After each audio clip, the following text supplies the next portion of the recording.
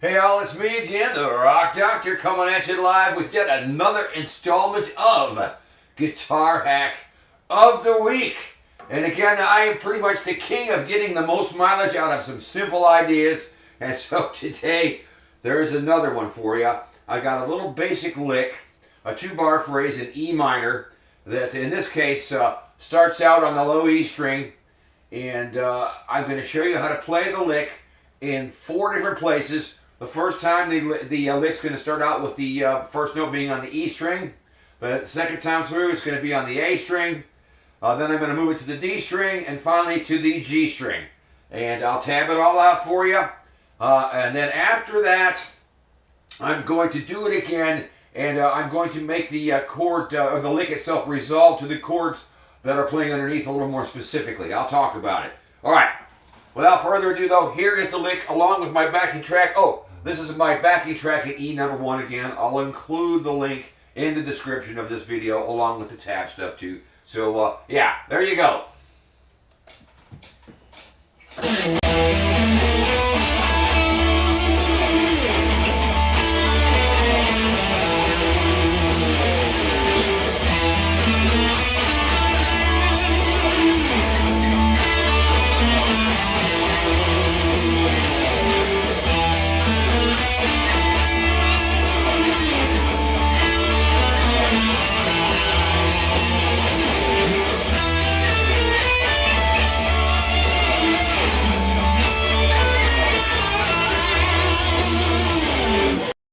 So there was the basic lick. Let's talk about it for a sec. I want to back this up real fast though. Alright. Let's look at the dry erase board. Take a look. Let me try to get the guitar out of the way, get me out of the way. So we're in the key of E, and the first lick started out on the low E string on an E note. Look, here's what it looks like right here. Look. Look at the shape. You can use the knowledge of the shape of the overall shape of the lick to be able to move it around.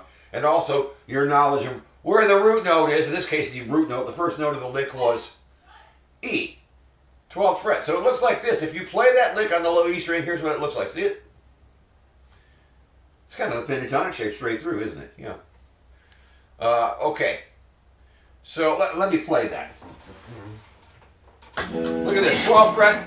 Look at what I've got here. I've got the big stretch there, 12 to 15. Right next door, I've got on the A string, I've got 12, 13, 14. And then on the D string, I've got 12, 14, 14. 2 measures, listen. 1 and 2 and 3 and 4 and.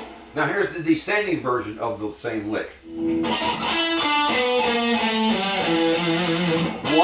2 and 3 and 4 and. I just played it backwards, right?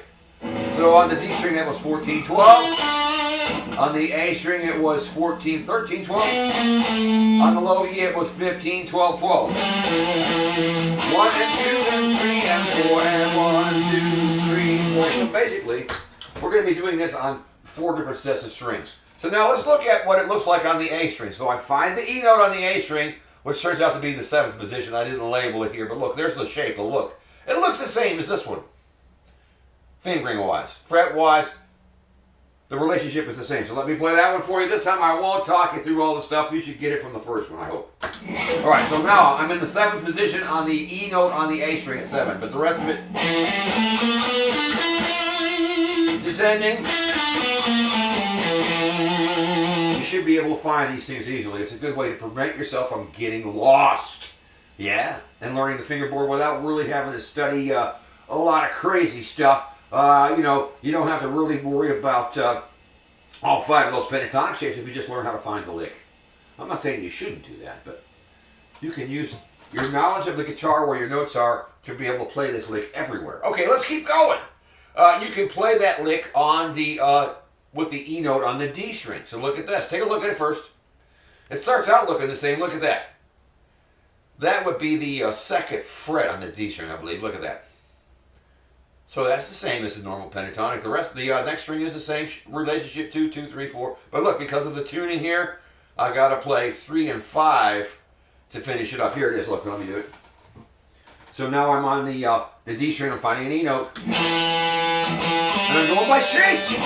See that? 2, 5 on the D. Then on the On the G, it's 2, 3, 4. And because of the tuning to finish it up, I'm going to play on the B string 3, 5, 3, 5, 5. Descending it, same stuff.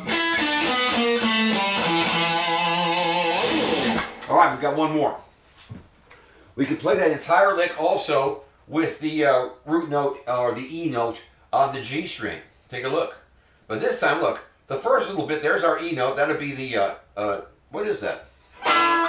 9th fret. I knew that. Sure. Mm-hmm. The 9th fret on the G string. Look, 9, 12.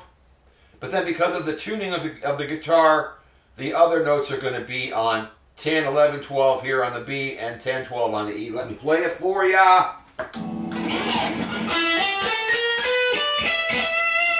Descending. Now, let's look at the chart again. Look at this mess. But I see that in my mind's eye.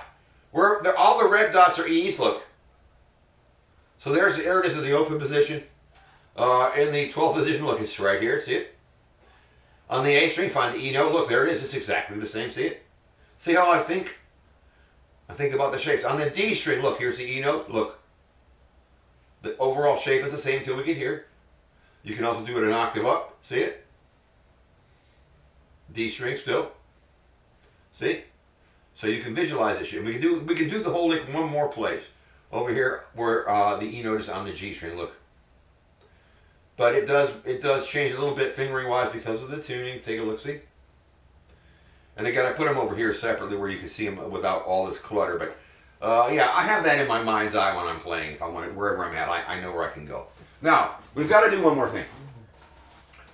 This backing track, let's talk about that. Dry erase more time. Still again, look! I'm using my backing track in E number 1. And the first little section basically goes from E minor to D in 2 measures. And then from D to E minor in 2 measures. And for each one of those little batches I'm playing the lick. But here's the deal.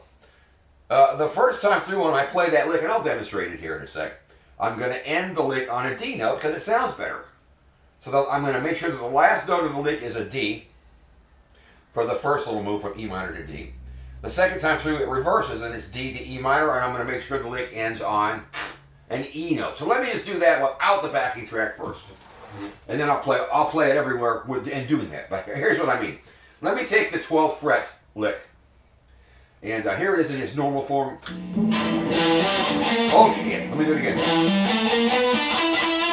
See that right there? I ended on E, I hit it twice. Well now I hear it. That's not going to really sound as good as if I were to, over that first chord pattern. If I do this, it would be better. I went from D to E, and the reason being is when I got to the end of that lick, as the chords go by, there's a D chord underneath, so it sounds much better. And the way I'm going to do this, I'm going to do the ascending version of the lick and do that. Then the descending one, I'm going to descend it and end it on E. I'll do it this way. Pretty simple. That last note's in E. But I'm going to do it in all 4 places. All right. Let me fire this backing track up and I'll do it that way. I'll tab this out as well. D note for the D chord. E note for the E chord. E note for the D chord. E note for the E chord. E note for the D chord. E note for the E chord. Again. D note for the D chord. E note for the E chord. So yeah, when you play a lick, you can't just play it and hope it works. It might not. You have to figure out a way to end on a note that sounds good, and no matter how you achieve that, either by ear or by your knowledge, the note that you end on, if it sounds good, more than likely it's going to be a chord tone. I purposely chose the root notes of the chords. They're the safest notes to end on, but there are other ones. We won't talk about that today. But that's it in a nutshell. So, how important is it to take a nice basic meat and potatoes lick that you know how long it lasts, and you know You know what note to end it on. Super important. And then the second phase of this is being able to play that lick every freaking place. You know, in this case, there was 4 different places I could play that lick in its entirety without changing anything up except for the combination for the tuning of the B string, you know? So, yes, when you get this stuff on autopilot, I'm telling you, you will have some freedom to do whatever the hell you want. Yeah. So, it's me, the Rock Doctor. Don't forget to like and share, subscribe, leave a comment, order me a pizza. Not vending machine pizza. That was a sad, sad thing when I discovered that stuff. Anyway, it is what it is, and try to find me a hot chick bass player too. That would be awesome. All right, I'm out of here. I love you. Bye.